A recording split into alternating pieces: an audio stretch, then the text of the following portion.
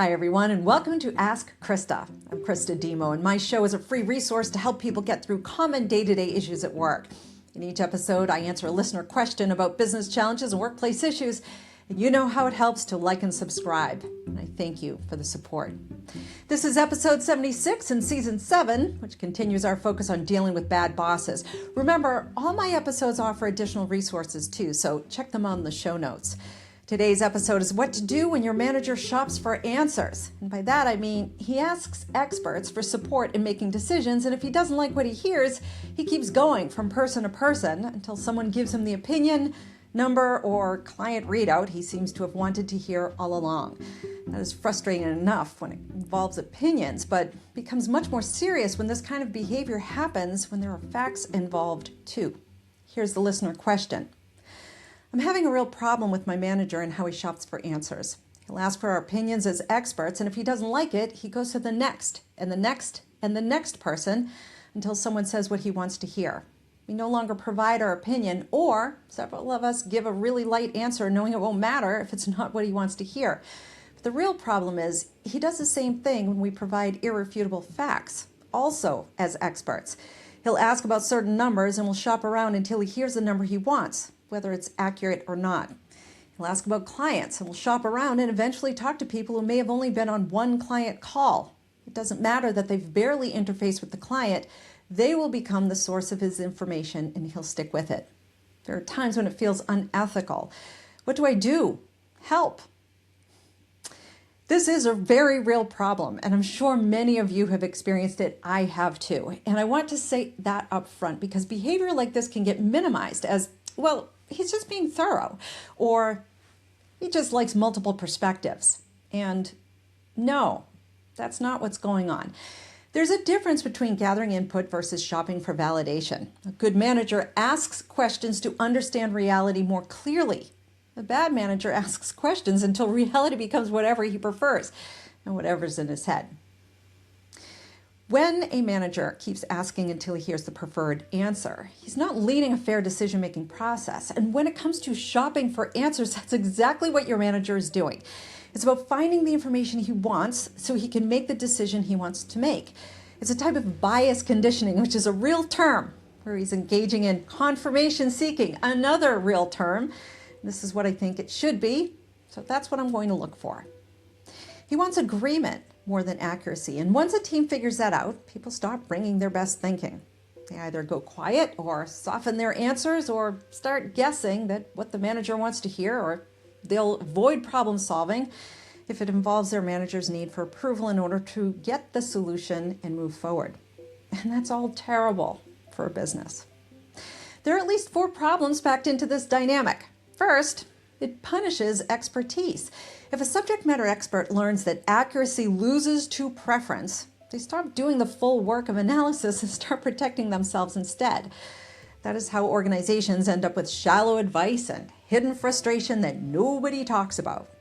It's also how employees start behaving with a learned helplessness, which basically says, why bother? What I say or do won't matter anyway. And that's an engagement buster, which ultimately kills organizational clarity and innovation, problem solving, and yes, performance. We talk a lot about that in this show. Second, it destroys trust. And I realize that's an obvious one, but I'm not talking about the kind of trust that's easily won back. Teams need to believe that facts matter, that informed judgment matters, that leaders want the clearest and most data-driven and context-driven answer available, not the most convenient one or one that confirms a bias that already exists in a manager's mind. Once that belief is gone, psychological safety drops, but so too does the care any employee might have to state facts or offer their best, speak up with new ideas or ways to improve the workplace. People stop speaking candidly because they assume candor is pointless, which is also that learned helplessness thing, which is also what kills the performance in an organization. Number 3, it creates business risk, and you don't need to hear me say this, we all know it. If your manager keeps changing sources until he lands on a preferred number or a preferred forecast or preferred version of a client situation, the organization is making decisions and driving work based on one person's preference instead of what's best for the business based on facts and data. And that point, for this point, it's not just a style issue. It becomes an operational risk issue too. And last, this is the part of our listener's question that rightly points to what the problem is. It can cross into an ethical problem. If someone deliberately bypasses the most qualified sources to get a more favorable answer, favorable by way of what a manager wants to hear or do instead of favorable because of expertise and data, it will affect reporting, client relationships, internal controls, and credibility. Now, I do want to be careful here because not every manager who shops for answers is intentionally unethical, nor do all of them want to subvert or bypass expertise. Sometimes they're legit trying to learn about and explore additional options. Sometimes they have an indecisive nature, and hearing additional pathways helps lead to a decision. And some are deeply uncomfortable with bad news. And remember, most are not trained to be effective managers by the time they are managers, so consider this.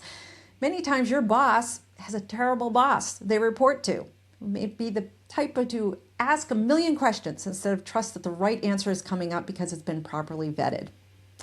Whatever the motive, the impact is still problematic when a manager repeatedly shops for answers. So what do? Start by separating two situations. One, your manager is gathering multiple perspectives before making a judgment call, or two, your manager is rejecting qualified input until he gets his preferred answers, because those are two very different perspectives, and it's important to know which one is which. From our listener's description, this sounds much closer to the second. And once you know that, your job is not to outmaneuver him politically. Your job is to protect accuracy and document it and respond in ways that are calm and clear and professional. So first, tighten up how you answer. If the question is about facts, numbers, forecasts, or client history, answer with sources and date ranges and assumptions and confidence levels. In other words, don't just give the number and invite a shopping experience. Engage your manager so he has more context and knowledge overall, framed around the number. For example, based on the April reporting file, the figure is 12.4%. That is lower than our forecast of 14%, but it also excludes the late entries from the Northeast Territory. And if those are added, the number goes up to 15.7%, which is just over our forecasted numbers. Or it can sound like this. Based on the last 3 client calls and the account notes, as you hand a summary of the account notes reported from your customer system, here's our read on the client's concern, and here's what we know versus what we're assuming, and here's what we believe the next step should be and why.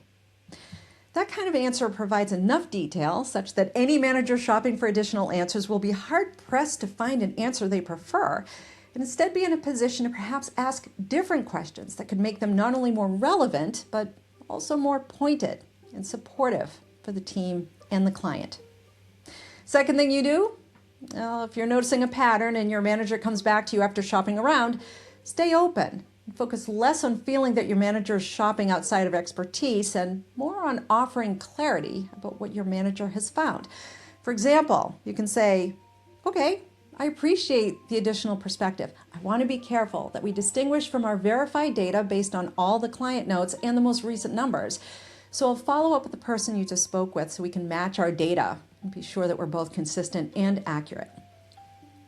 I do want to say that in an age where experts are trolled by those who barely live in the land of expertise, I recognize how off-putting or maybe even infuriating it can feel when your boss shops for answers from sources who will provide what he wants to hear instead of what the reality is. If you feel that the pattern is putting the company at risk, then talk to a trusted mentor or another resource, or call your ethics and compliance hotline or your ombuds or any other resource available to you.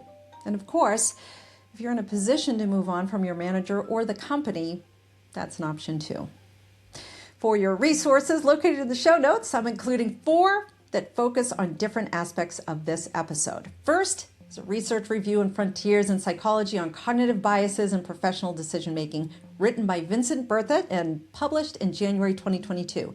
It's an academic read, but a good one with plenty of additional sources in the literature review, of course. Read the abstract and the introduction, then skim the management section, then move over to the discussion section. It helps explain why leaders can become overconfident and selectively favor confirming information. And yes, it's academic, but it's a great read.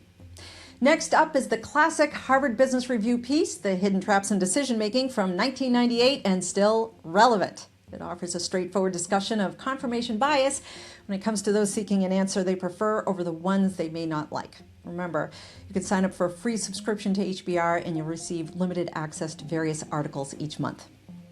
Second to last, I've included a WeTrack in Gifford's 2024 article called Trust and Psychological Safety and Evidence Review, Practice Summary and Recommendations. It's on the Chartered Institute of Personnel and Development website, also known as CIPD. For sure, if you have a manager where you feel you're chronically being undermined as he hears what you have to say and finds other people to answer the same question, you'll likely feel ready to shut down.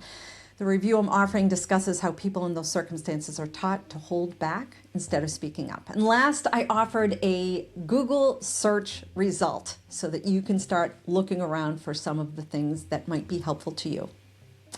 And there it is, episode 76 from season 7, focused on dealing with bad bosses. Like and subscribe here, but also go to my site and send in your question. It's askchrista.com. That's Christa with a CH. You'll also see answers to other questions listed by category and season, and every season has a theme. As always, thank you for your support. And remember, if you have a business challenge or workplace issue, ask Christa.